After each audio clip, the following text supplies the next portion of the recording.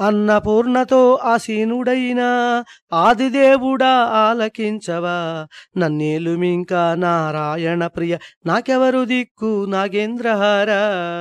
వారణాసిలో విశాలాక్షితో వేదపీఠమున వెలిగేటి దేవా, జీవభక్తులకు మాయల ముడులను తల్లి విప్పగా మోక్షమిచ్చదవు. గంగలో మునుగా ముక్తులయ్యేరు, బ్రహ్మజ్ఞానమే గంగా నదియన. జలముల మునిగడి పశువుల జూచెడి మందస్మితముఖ పశుపతినాథ.